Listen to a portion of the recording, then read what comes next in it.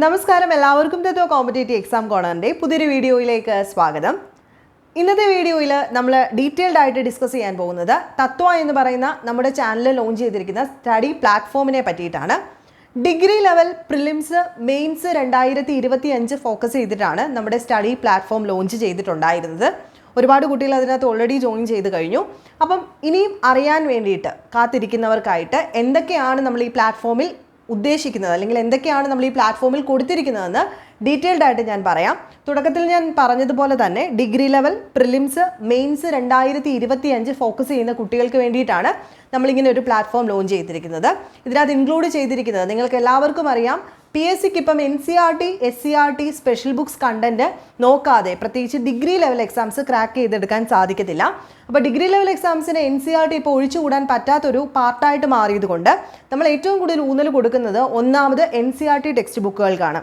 Degree level prelims മെയിൻസിന് വേണ്ടത്, പ്രത്യേകിച്ച് മെയിൻസ് എന്ന് പറയുമ്പം സെക്രട്ടറി അസിസ്റ്റൻ്റ് ഫസ്റ്റ് പേപ്പർ മെയിൻസിന് നമ്മുടെ ഡിഗ്രി ലെവലിൻ്റെ പ്രിലിംസിൻ്റെ ഫസ്റ്റ് പേപ്പറിൻ്റെ ഏകദേശം സിലബസ് ഒക്കെ തന്നെയാണ് വരുന്നത്.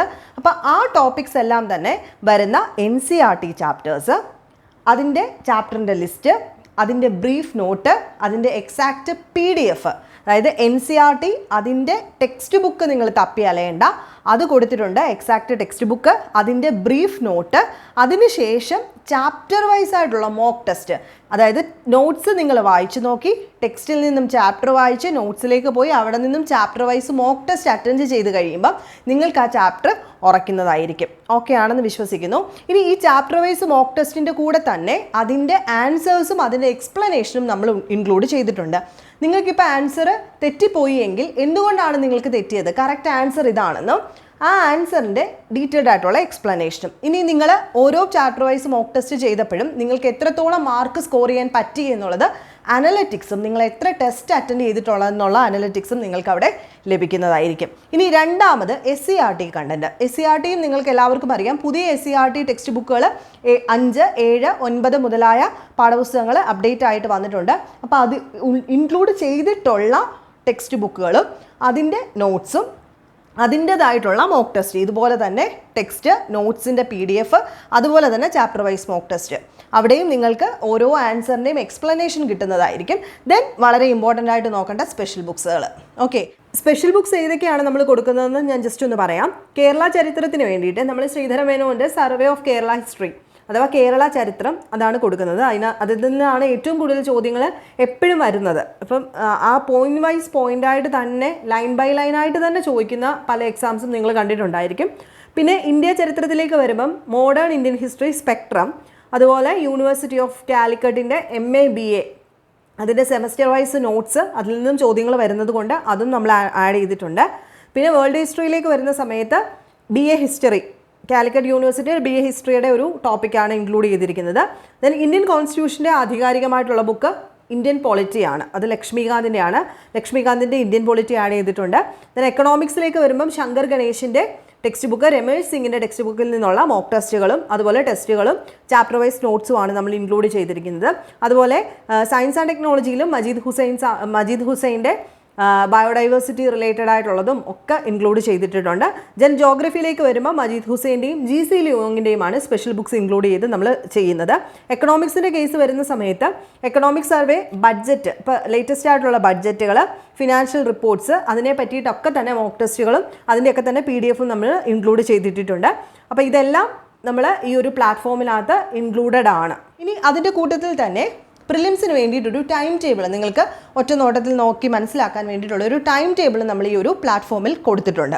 ഇനി ഏതൊക്കെ സബ്ജക്ട്സുകളാണ് ഇവിടെ ഉൾപ്പെടുത്തിയിരിക്കുന്നതെന്ന് ആദ്യം ഒന്ന് പറയാം. History, geography, economics, civics, science and technology, അതുപോലെ തന്നെ ഇന്ത്യൻ കോൺസ്റ്റിറ്റ്യൂഷൻ, ദെൻ കറണ്ട് അഫെയർസും ഇംഗ്ലീഷിൻ്റെയും ഒക്കെ തന്നെ NCERT SCERT special books related ആയിട്ടുള്ള ചാപ്റ്ററിൻ്റെ ലിസ്റ്റ്, അതിൻ്റെ എല്ലാ ചാപ്റ്റേഴ്സിൻ്റെയും ടെക്സ്റ്റ് ബുക്കിൻ്റെ PDF, അതിൻ്റെ നോട്ട്സ്, ഈ പറഞ്ഞതുപോലെ മോക്ക് ടെസ്റ്റ്, ഇത്രയുമായിരിക്കും നിങ്ങൾക്ക് ലഭിക്കാനായിട്ട് പോകുന്നത്. ഇതിൻ്റെ കൂട്ടത്തിൽ നമ്മൾ എക്സ്ട്രാ തരുന്നത് എന്താണെന്ന് വെച്ച് കഴിഞ്ഞാൽ സ്പെഷ്യൽ എക്സാം സീരീസുകൾ ഉണ്ടായിരിക്കും. ഇതിപ്പോൾ ചാപ്റ്റർ വൈസ് എക്സാം സീരീസുകളല്ലേ. ഇത് കൂടാതെ സിലബസ് ഓറിയൻറ്റഡ് ആയിട്ടുള്ള ഏകദേശം നമ്മൾ മെയിൻസ് ആകുമ്പോഴത്തേക്കും ഒരു 500+ മോക്ക് ടെസ്റ്റാണ് പ്രതീക്ഷിക്കുന്നത് ആഡ് ചെയ്യാനായിട്ട്.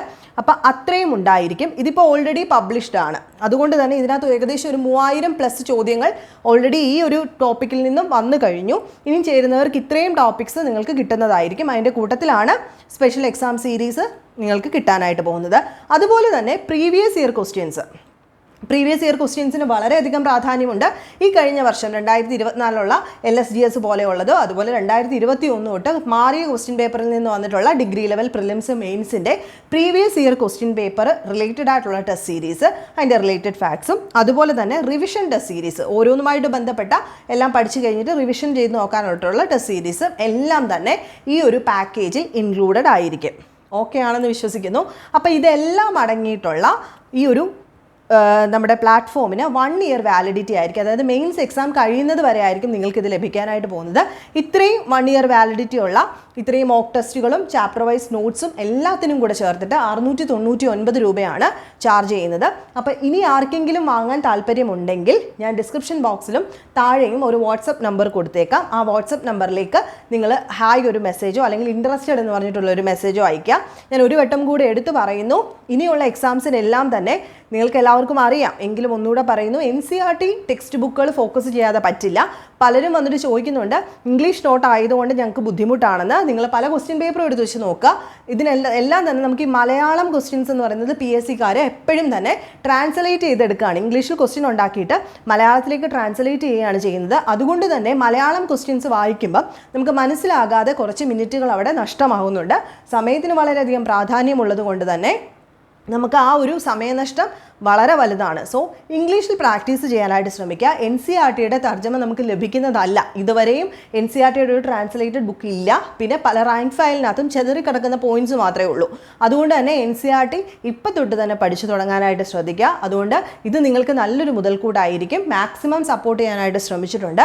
അപ്പോൾ എന്തെങ്കിലും ഡീറ്റെയിൽസ് ഇനി അറിയണമെങ്കിൽ താഴെ കമൻറ്റ് ചെയ്ത് ചോദിക്കുക. നെക്സ്റ്റ് വീഡിയോയിൽ കാണുന്നിടം വരെ ബൈ.